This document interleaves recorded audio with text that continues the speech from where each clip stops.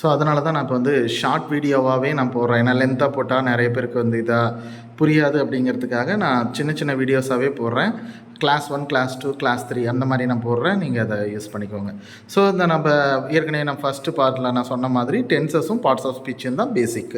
So அதில் இப்போ டென்சஸில் வந்து பார்த்திங்கன்னா 3 காலங்கள் இருக்கும். Present, past, future.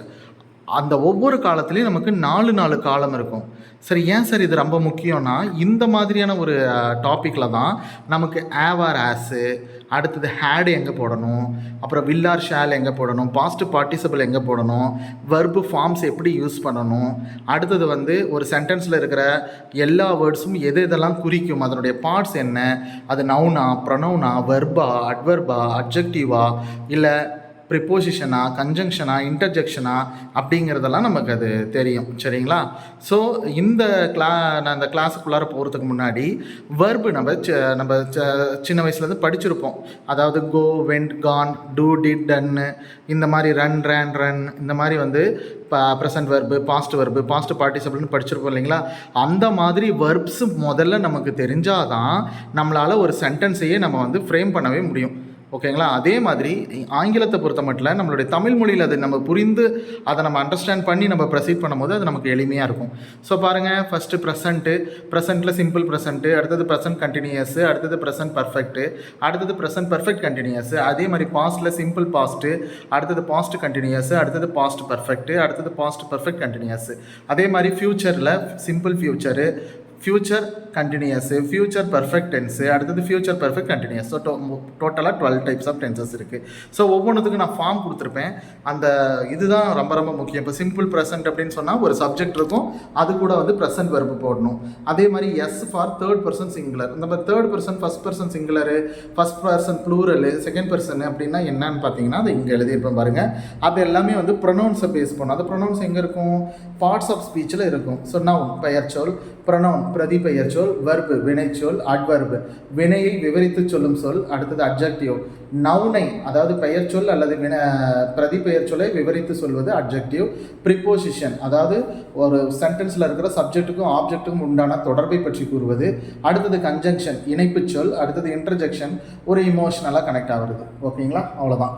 ஸோ இதெல்லாம் வந்து பாருங்கள், இந்த ப்ரொனவுன். இந்த ப்ரொனவுன் நம்ம ஒரு சென்டென்ஸ் எடுத்துக்கிட்டோம்னா கண்டிப்பாக அதில் வந்து சப்ஜெக்ட்டுன்னு நம்ம ஒன்று இது பண்ணுவோம். அந்த சப்ஜெக்ட் வந்து நவுனாக இருக்கலாம் அல்லது ப்ரொனவுனாக இருக்கலாம். ஓகேங்களா?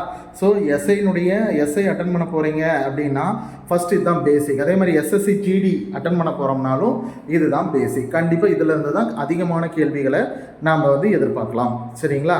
ஸோ இது ரொம்ப முக்கியமானதுப்பா. ஸோ பார்த்துக்கோங்க. அதே மாதிரி கண்டினியூஸ்னால் subject plus are, is are, are plus verb plus ING. அடுத்தது பர்ஃபெக்ட் அப்படின்னு சொன்னால் have, has plus past participle. இதெல்லாம் எழுதியிருப்பேன் பாருங்கள். இதை ஒரு தடவை பார்த்துக்கோங்க. நான் ஒவ்வொன்றா நான் எக்ஸ்பிளைன் பண்ணுறேன். தொடர்ந்து வர வகுப்புகளில் நான் எக்ஸ்பிளைன் பண்ணி அதை வந்து ஒரு கேள்வியோடு வந்து நான் தொடர்பு படுத்தி நான் சொல்கிறேன்.